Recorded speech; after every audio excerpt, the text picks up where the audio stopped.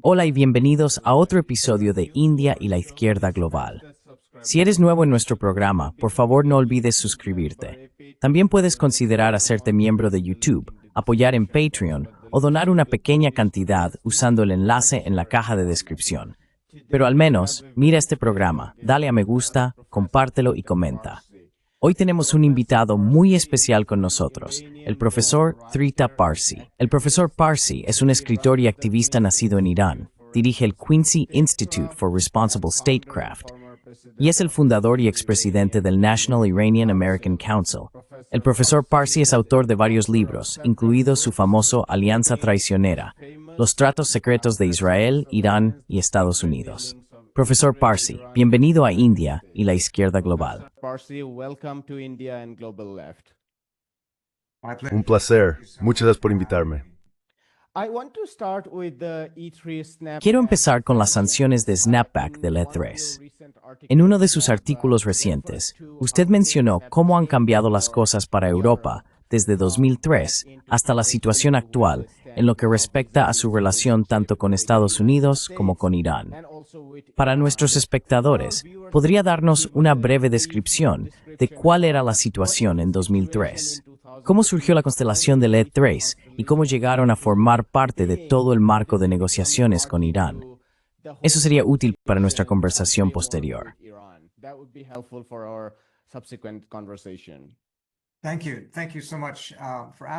Gracias.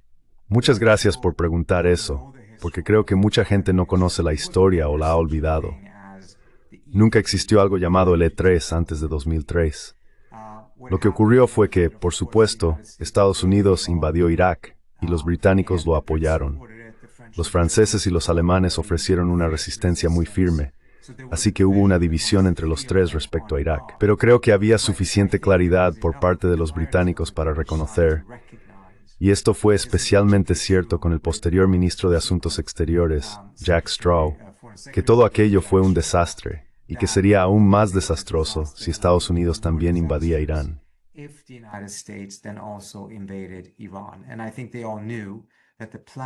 Y creo que todos sabían que existían planes en la Casa Blanca desde finales de los años 90, cuando se redactaron varios informes, incluido uno titulado A Clean Break, si no me equivoco, para invadir varios países de la región y llevar a cabo cambios de régimen en todos ellos. Así que los tres tomaron la iniciativa de intentar iniciar una diplomacia con Irán por su cuenta, autodenominándose L3, lo cual, por cierto, fue muy controvertido en Europa en ese momento porque ninguno de los demás países europeos los había elegido, designado ni aceptado que hablaran en nombre de toda Europa.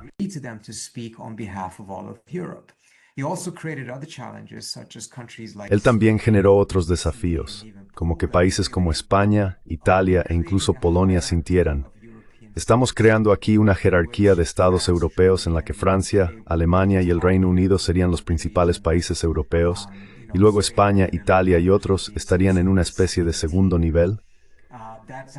Esa es una jerarquía que nadie había acordado y que ni siquiera se había debatido.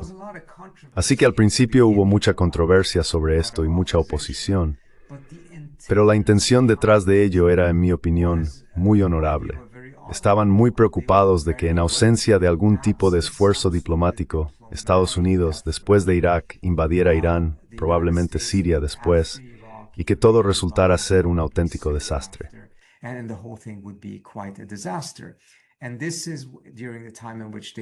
Y esto ocurrió durante el periodo en el que lograron convencer a los iraníes de que realmente suspendieran el enriquecimiento.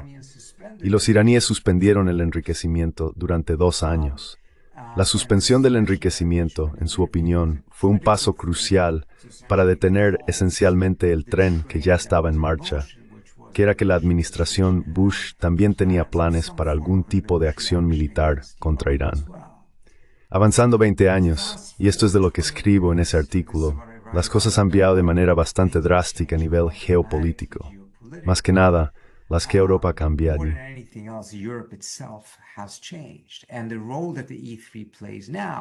Y el papel que desempeña ahora el E3 es un poco más complicado. En ciertos aspectos, en realidad va en la dirección opuesta. Sin embargo, Creo que es importante entender que la suposición que se ha mantenido durante los últimos 20 años, que los europeos siempre intentan ayudar a desescalar la situación y evitar la guerra, ya no es válida. Esto no significa necesariamente que siempre estén impulsando la guerra. Simplemente, la suposición anterior, que fue correcta durante bastante tiempo, la situación debe evaluarse por sus propios méritos, no en función de lo que hicieron los europeos hace 20 años.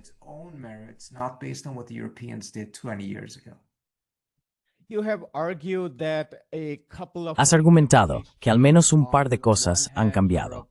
Por un lado, Europa quiere, en cierto sentido, castigar, estoy usando mis propias palabras, pero has indicado que Europa está muy enfadada por la participación iraní en la guerra por poderes de la OTAN en Ucrania. Así que, en efecto, quiere castigar a Irán. Por otro lado, Europa también se ha convertido más en un instrumento de Estados Unidos durante estos 20 años. Ahora que Washington deja muy claro que Europa tiene que pagar más si quiere mantener ese estatus de instrumento, una parte de las élites europeas quiere preservar o apaciguar a Washington.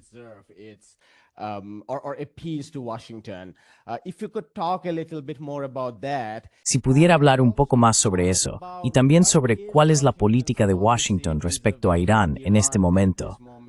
¿Cómo ve la situación, dado que algunos analistas dicen que está completamente secuestrada por Israel, que aparentemente quiere lanzar una guerra directa contra Irán? Pero algunos analistas dicen que Trump no quiere una guerra con Irán. Así que, ¿cuál es su valoración de lo que Washington quiere respecto a Irán en este momento y de la relación entre Europa y Washington?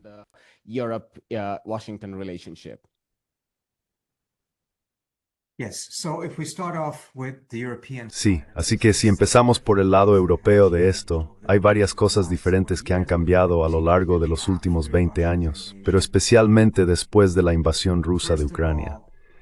En primer lugar, dado el apoyo de Irán a Rusia en esa guerra, especialmente con drones, la percepción de Irán en Europa ha cambiado drásticamente. Antes a los europeos les preocupaba Irán, les preocupaba su historial de derechos humanos, les preocupaba el programa nuclear, pero no aceptaban el argumento de que Irán fuera una amenaza existencial. No se creían muchos de los análisis exagerados que venían de Israel y de algunas partes de Estados Unidos. De hecho, lo que más les preocupaba era que pudiera haber una guerra con Irán. Ese sería el acontecimiento desestabilizador.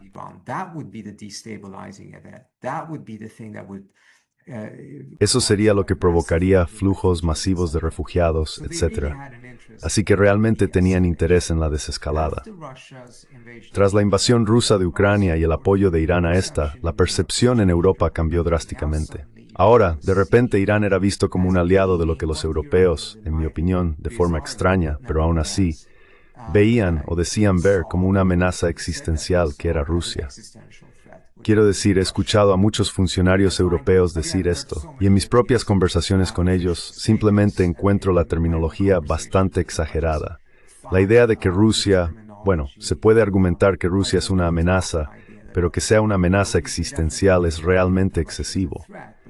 Pero aún así, ahora Irán está ayudando a lo que ellos dicen que es una amenaza existencial. Así que eso cambia por completo la perspectiva de Europa sobre Irán.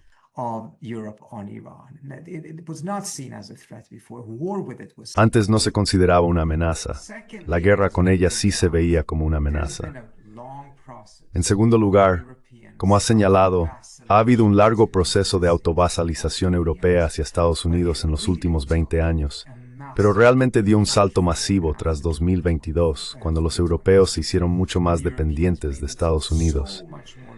Y en ese contexto, especialmente con el regreso de Trump, esa relación transatlántica está bajo una tensión sin precedentes, en un momento en que los europeos son mucho más dependientes de Estados Unidos que antes, y mucho más dependientes de lo que necesitaban ser, si simplemente hubieran tenido mucho antes el coraje y la determinación de buscar una autonomía estratégica mucho mayor, lo que, en mi opinión, también habría sido bueno para los propios Estados Unidos. En lugar de convertir a Europa en un vasallo, where's that sweet?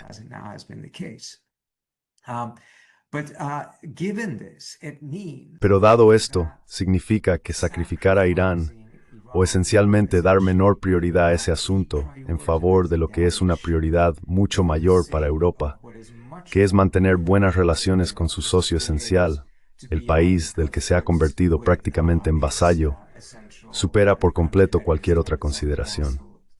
Especialmente teniendo en cuenta que, tras unos 20 años de sanciones, y en particular después de las sanciones al petróleo en 2010, Europa no compra nada a Irán, no compra gas, no compra petróleo, todo el comercio prácticamente eliminado. Así que la importancia económica es claramente distinta, inextinable.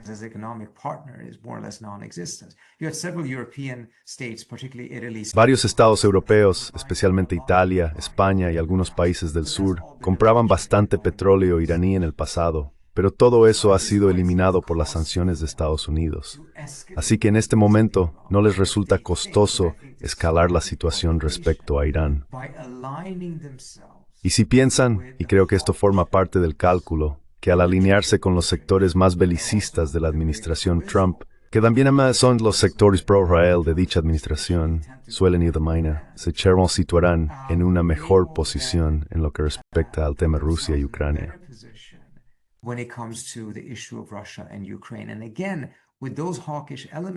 Y de nuevo, con esos elementos belicistas en la administración Trump, en realidad tienen más receptividad. Son los que también están mucho más alineados con el enfoque de Biden hacia Rusia y Ucrania que personas como J.D. Vance y otros en la administración Trump. Así que creo que esto es una maniobra para posicionarse bastante bien, un toma y daca, con la esperanza de que esto les aporte algo respecto a Rusia y Ucrania, más que un esfuerzo real por impulsar la diplomacia o intentar resolver este asunto diplomáticamente. Es una medida de escalada. No es una escalada para desescalar, es una escalada para escalar.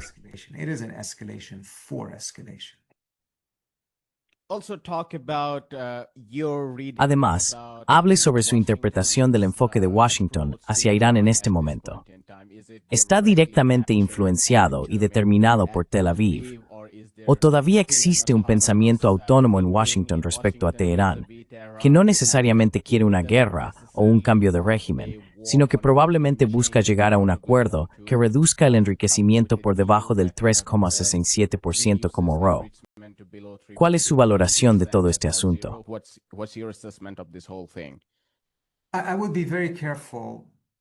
Tendría mucho cuidado de no presentarlo como una especie de rendición categórica e irreversible ante los israelíes. Creo que está bastante claro que, desde donde empezó Trump, cuando en realidad ejerció mucha presión sobre Israel en varios temas, es gracias a él que siquiera hubo un alto el fuego en primer lugar. Al principio se opuso con mucha firmeza a los israelíes, incluso en el tema de Irán.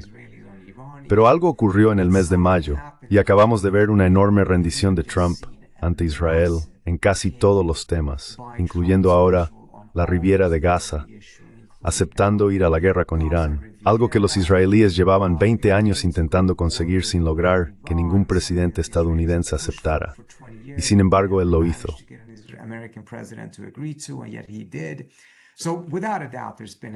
Así que sin duda ha habido una rendición en este asunto que en muchos sentidos es bastante sorprendente, porque realmente, en mi opinión, es imposible presentarlo de ninguna manera como una política de América primero. Sin embargo, aún no estoy convencido de que esto signifique que él aceptará todo lo que le pidan. Sí, en cuanto a Gaza, probablemente lo hará porque nunca le ha importado Gaza. Nunca ha sido particularmente importante. Es un cordero sacrificial, por lo que parece. Pero respecto a Irán, al final del día sí bombardeó. Pero los israelíes querían que llevara a cabo una campaña de bombardeos prolongada, atacar todo tipo de activos militares convencionales, un colapso total del régimen, no solo una acción puntual contra las instalaciones nucleares.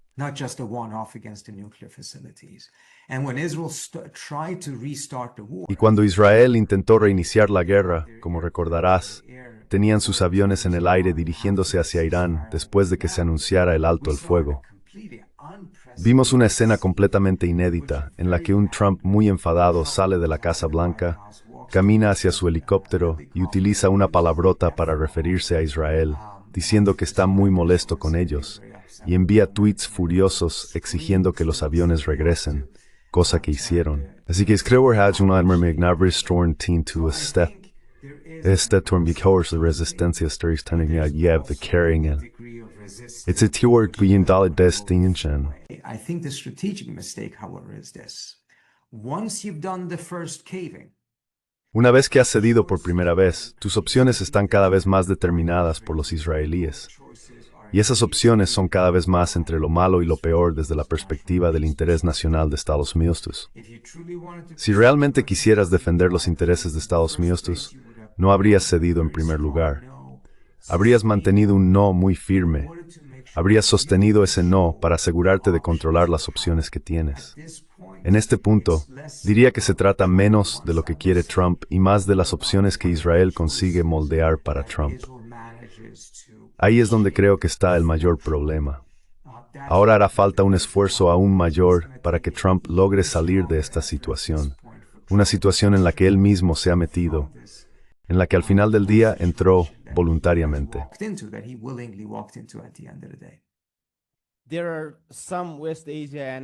Hay algunos analistas de Asia Occidental que están hablando de una nueva preparación israelí para la guerra contra Irán. Por supuesto, se refieren a la situación interna en Israel, que se está volviendo cada vez más desesperada, y sugieren que la guerra sería una forma de resolverlo.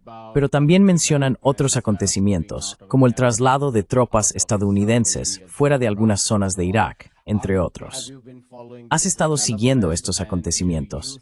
¿Y crees que existe otro plan de ataque a Irán por parte de Israel?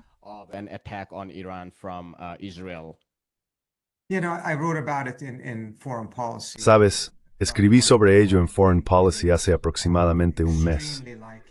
Creo que es extremadamente probable que los israelíes inicien otra guerra, y mi predicción es que lo harán antes de diciembre. La razón por la que digo antes de diciembre es que una vez que realmente entras en la temporada de elecciones de mitad de mandato en Estados Unidos, se vuelve cada vez más complicado para los israelíes hacerlo. Eso no significa que no pueda ocurrir después de diciembre. Simplemente significa que políticamente es mucho más seguro para ellos hacerlo antes de esa fecha. Ahora bien, el factor más importante, por supuesto, es la preparación militar de Israel. Israel no ganó esta guerra. Fue una guerra indecisa.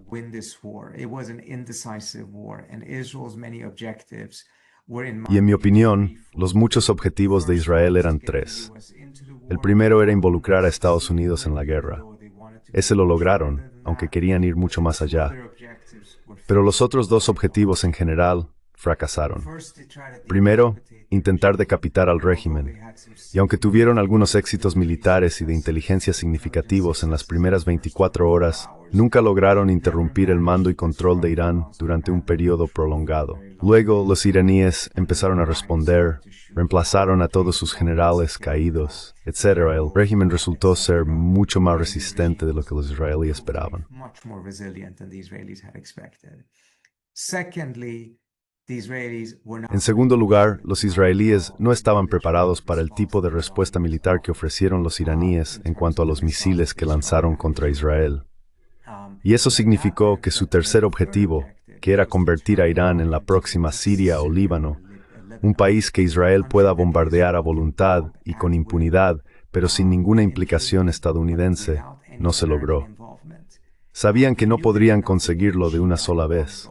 Pero creo que esperaban avanzar mucho más en reducir a Irán a la situación de Siria de lo que realmente lograron.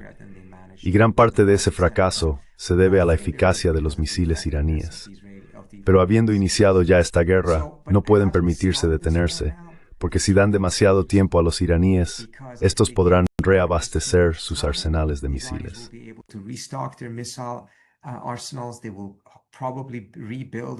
Probablemente reconstruirán o repararán algunos elementos de sus sistemas de defensa aérea, e incluso, si se les da suficiente tiempo, comprarán otros mejores.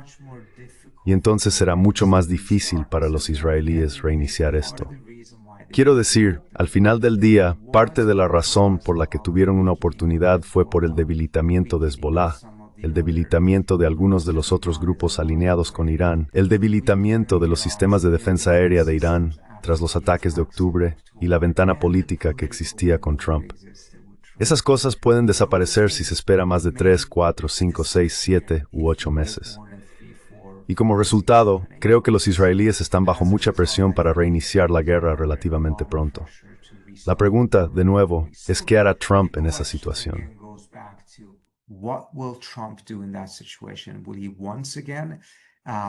¿Volverá a apoyar a los israelíes, ya sea de forma defensiva u ofensiva?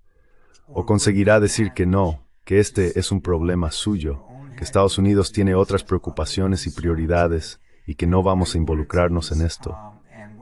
Tal y como están las cosas ahora, no parece especialmente probable que tenga la fuerza no solo para decir que no, sino para mantener ese no. Y la razón por la que lo digo es que creo que los iraníes golpearán a Israel mucho más fuerte y mucho antes en la próxima guerra de lo que lo hicieron en la anterior. Porque en la anterior, los iraníes pensaban que iba a ser una guerra larga, y al final fue mucho más corta. Si se producen eventos con muchas víctimas en Israel, en los que muere un gran número de israelíes, creo que la presión política sobre Trump para que Estados Unidos entre en esa guerra sería enorme.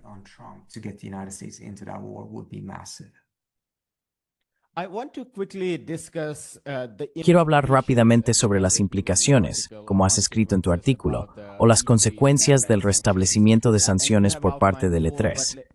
Has señalado 4, pero permíteme por cuestión de tiempo condensarlas en 3, porque la primera y la cuarta están interrelacionadas. Es decir, impulsar esta idea de enriquecimiento cero de manera dogmática, que finalmente se legitimó como pretexto para atacar a Irán. Pero también quiero preguntarte un poco sobre tu segunda y tercera consecuencia. Tu segunda consecuencia es que habrá un embargo de armas sobre Irán, lo cual podría ser muy perjudicial si Rusia y China decidieran acatarlo.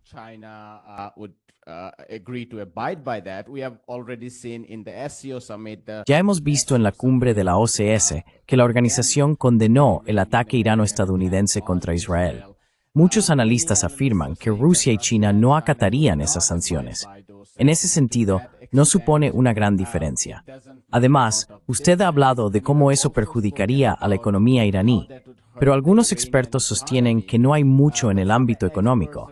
Estas sanciones se centran principalmente en el ámbito armamentístico y la tecnología nuclear, dado que las sanciones estadounidenses existentes ya son mucho más abrumadoras y que estas en la práctica no supondrían ninguna diferencia. ¿Cuál es su respuesta a estas críticas?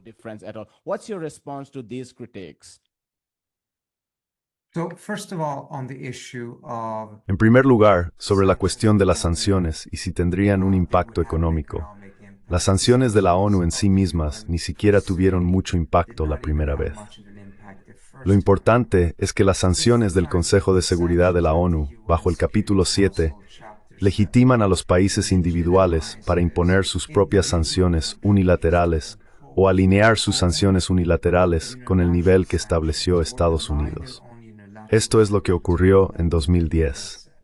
Tras la aprobación de las sanciones en la ONU, la administración Obama emprendió una gran campaña global para conseguir que el mayor número posible de países impusiera sus propias sanciones, utilizando las sanciones de la ONU como justificación legal y base para ello.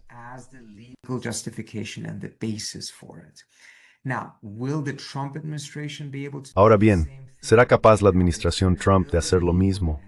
¿Tendrá la credibilidad? ¿Tendrá la capacidad? ¿Le dará prioridad a eso? Eso está por verse. En segundo lugar, también es cierto, dado el hecho de que muchos de estos países ya, aunque no tengan sanciones unilaterales, son igualmente vulnerables.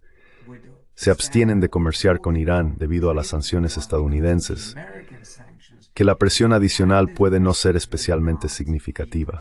Eso es cierto. Pero creo que al mismo tiempo es importante reconocer que si las sanciones de la ONU están vigentes, resulta mucho más difícil para cualquier país que quiera reanudar el comercio con Irán hacerlo.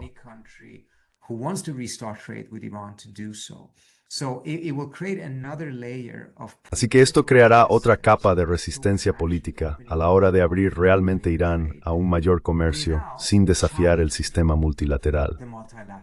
Y hemos visto que ahora nos estamos moviendo hacia un mundo en el que los países que realmente insisten en el derecho internacional, en la centralidad de la ONU, en las normas internacionales, etc., que están establecidas, provienen en realidad del sur global y no de Occidente. En el pasado, eran los países occidentales los que justificaban constantemente sus decisiones basándose en el derecho internacional.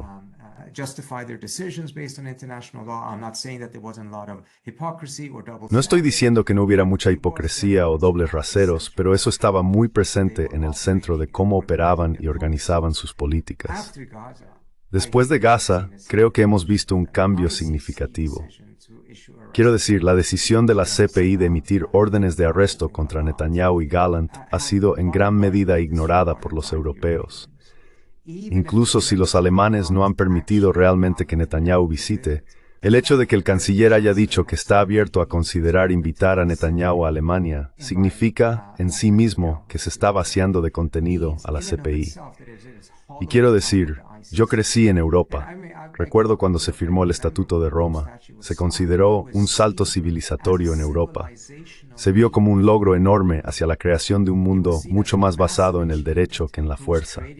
Y ahora son los propios europeos quienes lo están socavando.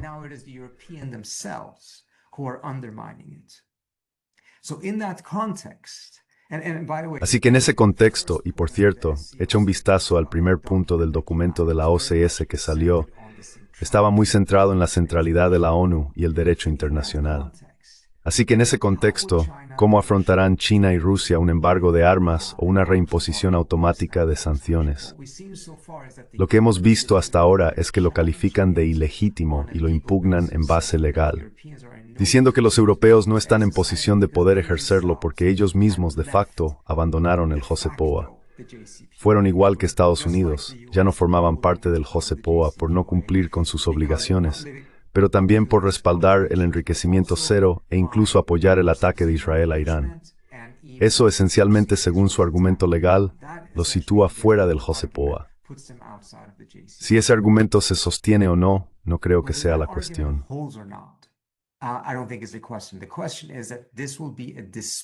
La cuestión es que esto será un restablecimiento disputado.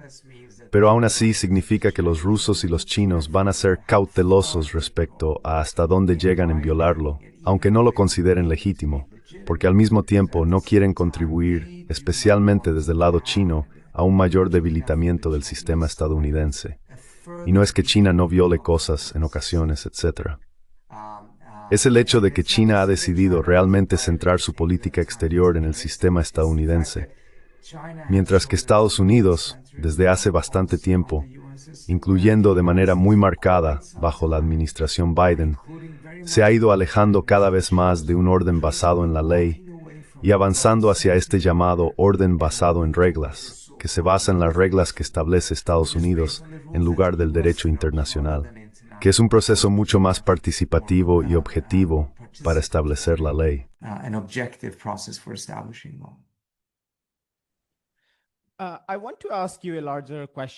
Quiero hacerte una pregunta más amplia sobre Irán y su relación con Occidente, pero también sobre Israel, que siempre está presente en segundo plano. Existe la idea de que todo gira en torno al programa nuclear. Luego está la cuestión más amplia de que Israel quiere desmantelar Irán, o al menos buscar un cambio de régimen. ¿Cuál es un buen marco para analizar el futuro de la política exterior iraní?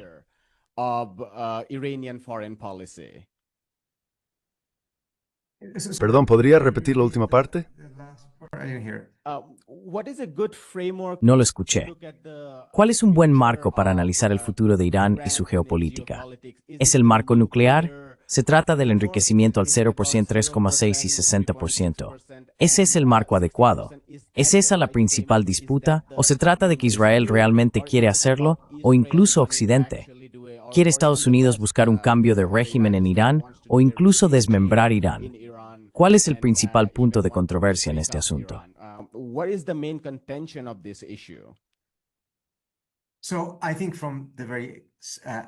Así que creo que desde el principio esto nunca ha sido realmente sobre la cuestión nuclear. Y en gran medida ni siquiera ha sido sobre el cambio de régimen. Se ha tratado del equilibrio de poder en la región. Dentro de ese contexto, tanto la cuestión nuclear como el tema del régimen en Irán son de enorme importancia. La cuestión nuclear fue creada deliberadamente por los israelíes como una forma de centrar la atención de la comunidad internacional en Irán como una gran amenaza. En los años 90, los israelíes caminaban por una delgada línea. Por un lado, eran ellos quienes daban la voz de alarma sobre el programa nuclear iraní. Por otro lado, querían hacerlo presentándolo no como un problema israelí, sino como un problema internacional.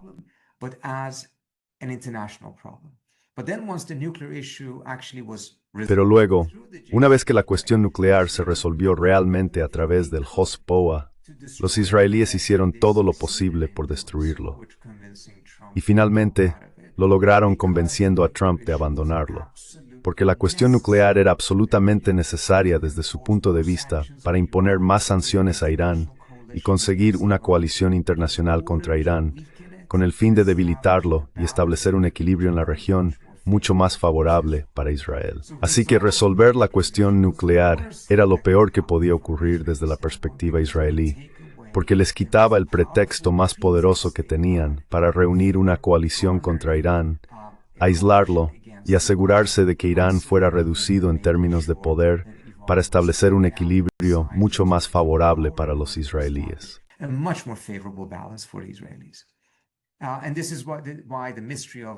Y por eso el misterio persiste. Dado que el HOSPOA realmente impedía que Irán tuviera un arma nuclear, ¿por qué los israelíes estaban a la vanguardia de la oposición si decían que su verdadera preocupación era el tema nuclear? Ahora estamos de nuevo en el mismo escenario, y los israelíes van a utilizar todo lo que puedan para asegurarse de que este conflicto continúe hasta que logren su objetivo, que de nuevo es convertir a Irán en otro Líbano o Siria, y, esencialmente, crear una situación en la región en la que Israel tenga seguridad total y todos los demás prácticamente ninguna. El único enfoque que tienen los israelíes hacia la región es asegurarse de que ningún país tenga la capacidad de desafiar a Israel. No importa si tienen la intención o no, la capacidad en sí misma es una amenaza, y eso debe ser eliminado.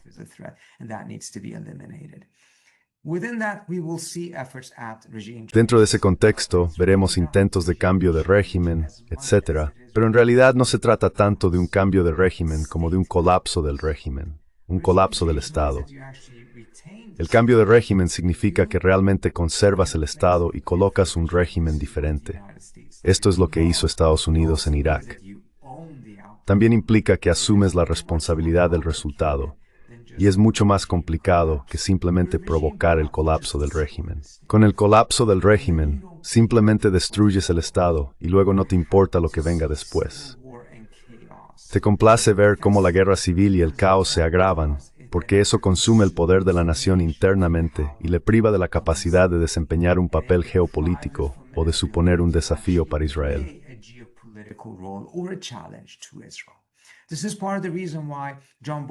Esta es parte de la razón por la que John Bolton, hasta el día de hoy, sigue diciendo que Irak fue un éxito.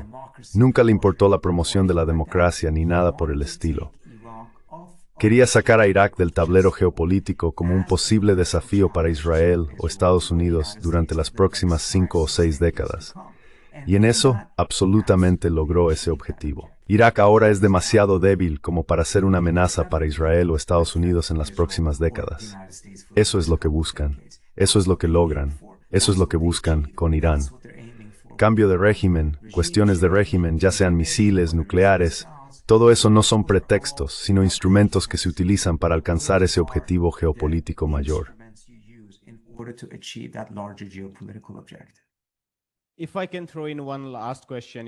Si me permites hacer una última pregunta, has dicho que tienes que irte en 5 minutos, pero muy rápidamente, te veo no solo como un estudioso de Irán, sino también de Asia Occidental en general. Has escrito casi tanto sobre Israel como sobre Irán. El genocidio continúa en Palestina y hay una hambruna brutal que no solo afecta a la ciudad de Gaza, sino que también se está extendiendo a Han Yunis y otras zonas. Hemos visto una construcción masiva de asentamientos en E1 y otras áreas de la Cisjordania ocupada, así como una tremenda escalada de la violencia de los colonos. Si pudieras hacer algún comentario final sobre Palestina, ¿cómo describirías lo que está haciendo Israel en Palestina? Eso estaría bien.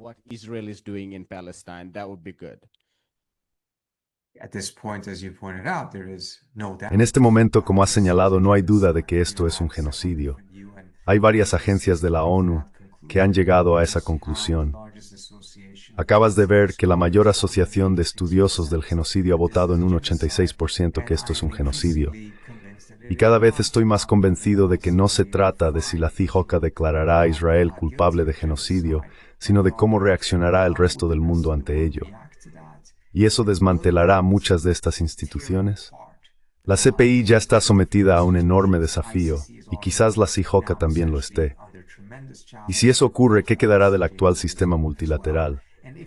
Quiero señalar que no hay argumento para que la CIJOCA no los declare culpables de genocidio si eso es lo que demuestran las pruebas. Absolutamente debe hacerlo. Pero entonces la cuestión es que la pelota está en el tejado de Occidente.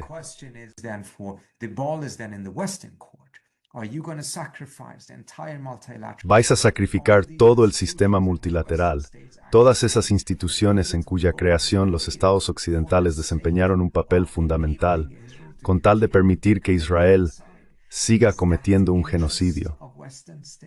Ese es el interés de los estados occidentales. Eso es más importante para los estados occidentales que mantener un sistema multilateral que funcione, que garantice que los conflictos, en general, se minimicen y se prevengan cuando sea posible, que permita la colaboración colectiva frente a amenazas colectivas como pandemias y el cambio climático.